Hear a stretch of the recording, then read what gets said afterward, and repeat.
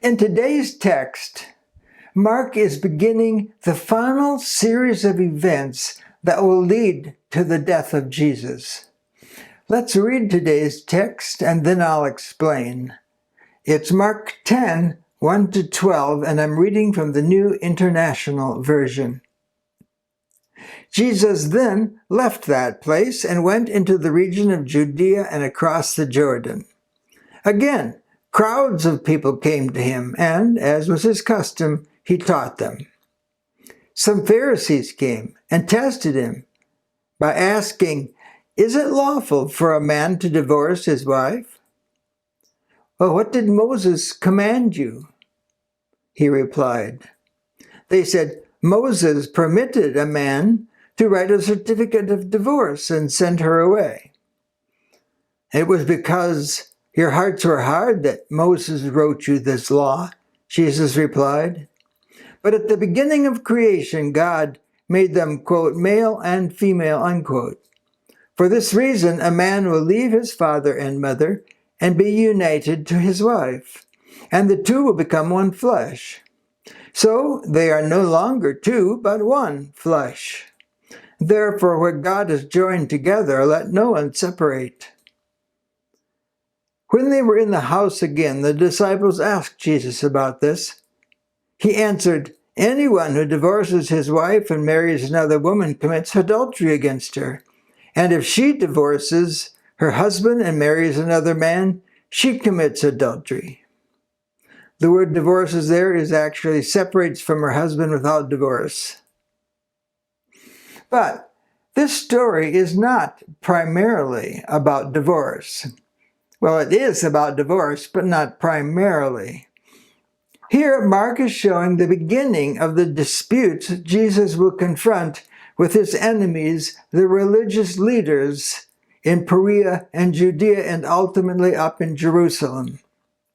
His enemies have used this law of divorce as a pretext to find something to trap him with and possibly get him killed. That's primarily what this story is about. Let's think about how Mark is portraying this threatening situation. It's really quite interesting. Okay, that place was Capernaum in Galilee.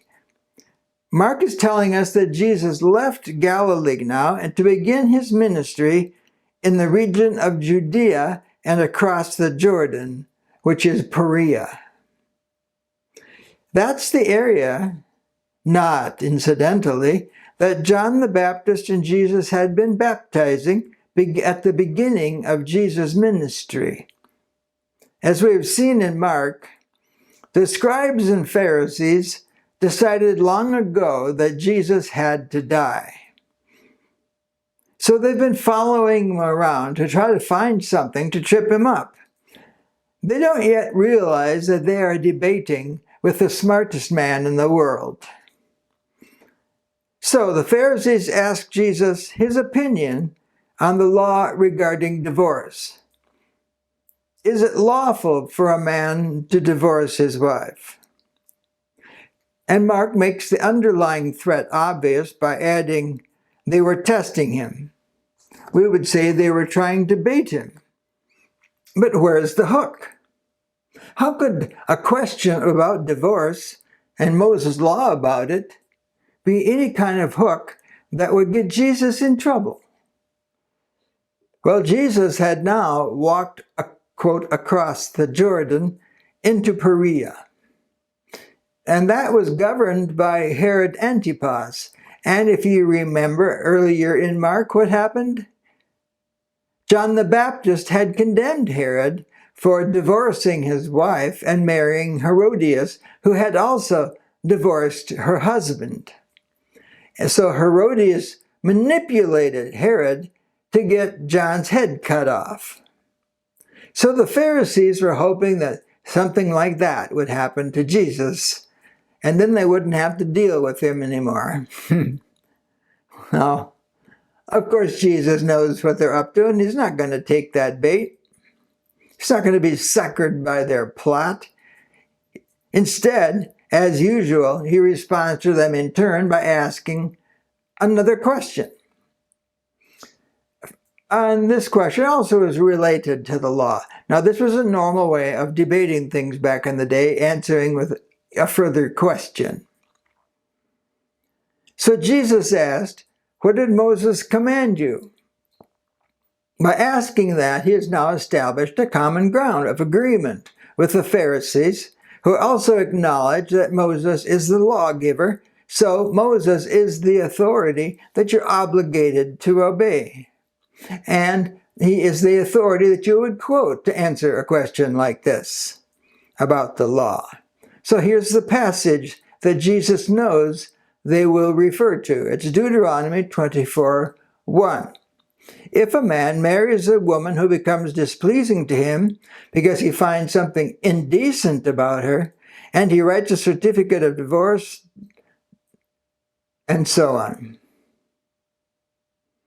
The disagreement among the rabbis was what indecent meant. Then also notice that the rabbis changed the wording from commandment to permission. They said Moses permitted a man to write a certificate of divorce and send her away. By answering like this, they demonstrate their hypocrisy regarding this law of Moses.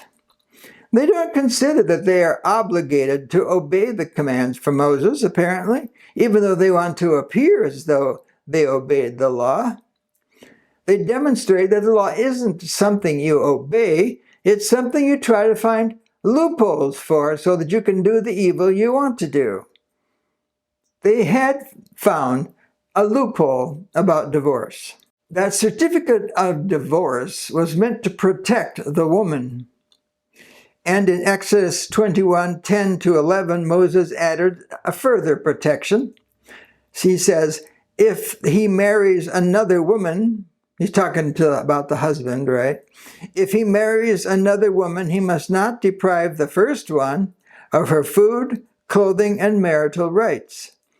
If he does not provide her with these three things, she is to go free without any payment of money. That is, she doesn't have to pay back the bride price her husband had paid for her. So perhaps that brings us to what the cultural context was regarding marriage at the time. In Jewish culture, there were two opposing interpretations of the law regarding divorce. Then this word indecent, I guess. One view was that divorce was acceptable only in cases of adultery on the part of the wife, but said nothing about adultery by the man who was involved with her, whereas the law commanded that they both be put to death.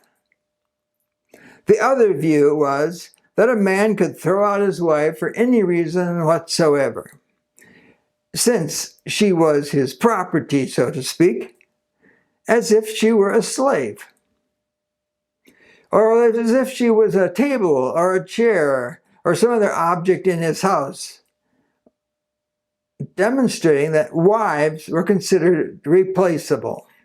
I don't know what the guy did about sex after that, but it's another story, I guess. So Moses' commandments were meant to protect the divorced woman. The certificate of divorce meant that she was proved to be free so she could marry another man.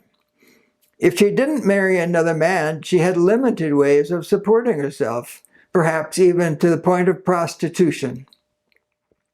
So Jesus now says that Moses wrote that, quote, permission because the men's hearts were hardened. Jesus thereby demonstrates that nothing had changed since the time of Moses. Only men could decide the fate of their wives. It was unlike Roman culture and Greek culture, in which a wife could also divorce her husband, but in Jewish culture, only the husband could divorce his wife. Jewish wives could not divorce their husbands. And apparently, like the men at the time of Moses, the men talking to Jesus were hardened. They didn't have love in their hearts for their wives, apparently. And so the culture hadn't changed. Well, even Jesus' disciples were astonished at Jesus' interpretation of this law. They said, then it's better not to get married at all. Even Jesus' disciples wanted to be able to discard their wives if they burned the bacon or something. So in that culture, men, including Jesus' disciples, and these Pharisees questioning Jesus, were still hardened in their hearts. They still wanted to be able to send their wives away if they were displeased with them for any reason. It was a hot topic at the time, and that's one of the reasons that the Pharisees brought it up. Nothing had changed since the writing of Malachi 2:13-16, where God is castigating the men for their attitude towards their wives. It says, another thing you do, you flood the Lord's altar with tears, you weep and wail because he no longer looks on you with favor, on your offerings, or accepts them with pleasure from your hands, and you ask, why? It's because the Lord is the witness between you and the wife of your youth. You have been unfaithful to her, though she is your partner, the wife of your marriage covenant. Has not the one God made you? You belong to him in body and spirit. So what does the one God seek? Godly offspring. So be on your guard and do not be unfaithful to the wife of your youth. The man who hates and divorces his wife, says the Lord, the God of Israel, does violence to the one that he should protect, says the Lord. So be on your guard and do not be unfaithful. That is, think about what the word husband means. It means a man who takes loving care of his wife. So now Jesus ramps up his argument by taking the dispute to first principles in Genesis. Again, this is common ground between him and the Pharisees who are questioning him, because they all agree that this whole first 5 books of the Bible were written by Moses, Deuteronomy and Genesis. And so it remained authoritative for them to obey. But Genesis is prior to the law, and so it takes precedence over the law. It's a first principle. So in verse 6, Jesus quotes, but at the beginning of creation, God made them male and female. And for this reason, a man will leave his father and mother and be united to his wife. Okay, but Jesus hadn't quite sprung his trap yet. He's reminding them that they leave their parents, and he's emphasizing the word united. Jesus is only talking about the man who is uniting with the woman in a family bond, rather than the family bond with their parents. The man has left his parents to form a family bond with his wife. Then in verse 8, Jesus continues the quote. He says, and the two will become one flesh, so that they are no longer two, but one flesh. They are now one. They have complete equality and are a unified being. Jesus has built the basis of his argument on the writings of Moses, on which they must all agree. So in verse 9, he springs his trap. Therefore, what God has joined together, let no one separate. Well, he's answered them. And he hasn't said anything that could get him in trouble with Herod. Because Jesus is just quoting the law. And even Herod has to agree with this obeying the law, because he is half Jewish and styles himself the king of the Jews. But by bringing them back to the first principles in Genesis, Jesus has, in effect, told these religious buzzards that they can't throw away their wife if they want to be considered religious, which is what they mostly want. In fact, they are condemned for disobeying the law of God that they are so proud of keeping. Jesus has a mic drop moment here. But as I said, I don't think Mark put this story in here to teach about divorce. He's showing Jesus being tested by these Pharisees as he's coming up toward Jerusalem. And he's showing how, as usual, Jesus flips the hook on them, exposing their hypocrisy.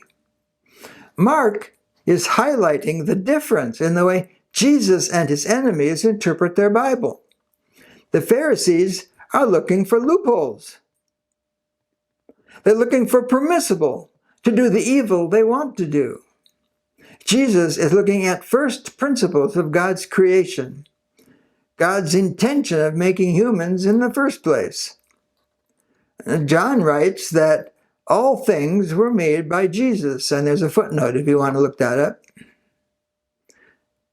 So Jesus' intention of creating male and female, equal, yet different, and obviously complementary, that must be obeyed.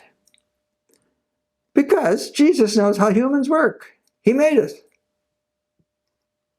God's command is that men and women should then fill the earth with human beings. I think that is one of the most pleasant commands God has ever given humankind. Fill the earth, be fruitful, multiply.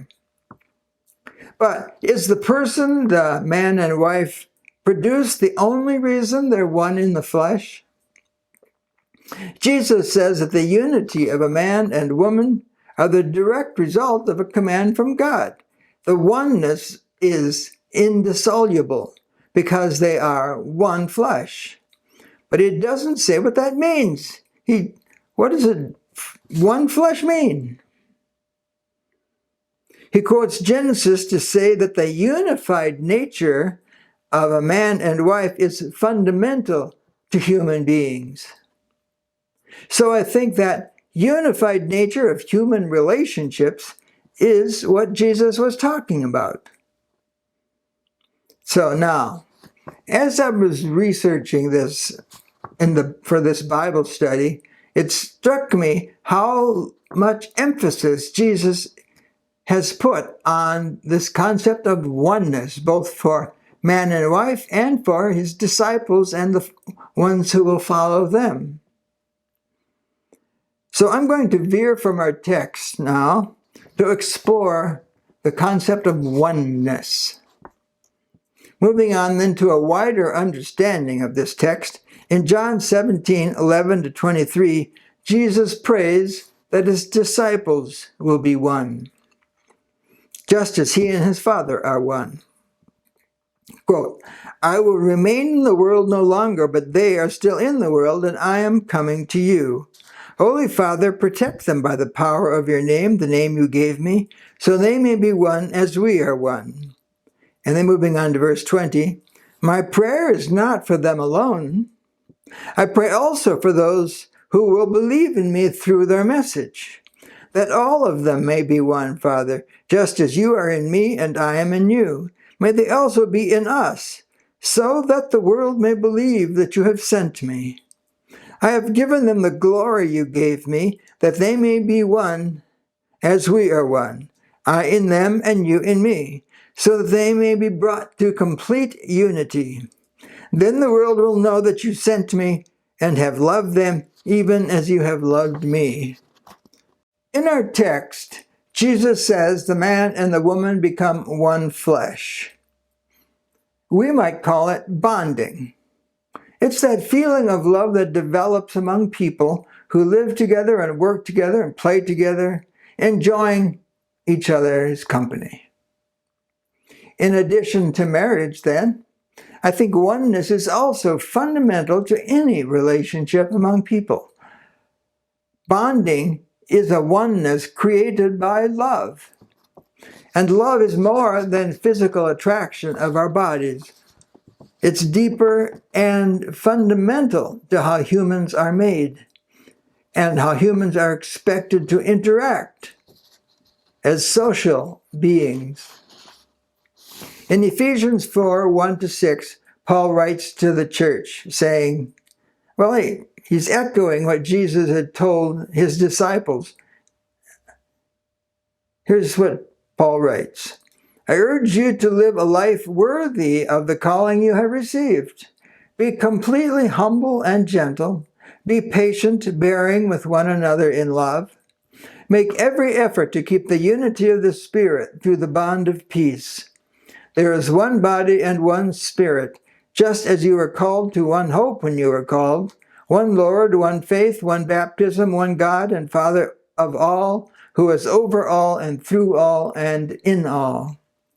So using this first confrontation Jesus has had with the Pharisees in Perea, Mark is continuing his previous emphasis that the disciples should stop arguing and live in peace with one another. Marriage is a unity of two people, and God desires peace there too. So it's not a question of, can we divorce our wives, as the Pharisees were thinking? It's rather, how can we renew the unity and live in peace as one? And as Paul said, we do that by being completely humble and gentle, being patient, bearing with one another in love. Make every effort to keep the unity of the Spirit through the bond of peace. But sadly,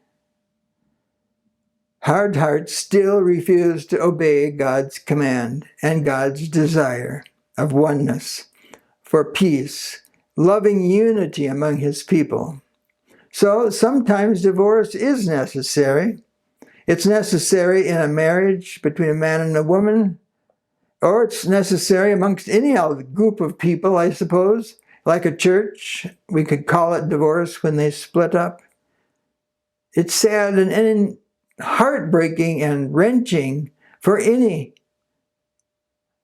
two people who love each other to separate like this, that we call divorce. So do everything you can to be reconciled to one another. As Paul wrote to his church, I urge you to live a life worthy of the calling you have received. Make every effort to keep the unity of the Spirit through the bond of peace. You see, God created humans to live together in peace. That's his will for us. That's why he created us as social beings, to love one another, live in peace. And that is a law we need to obey. Amen.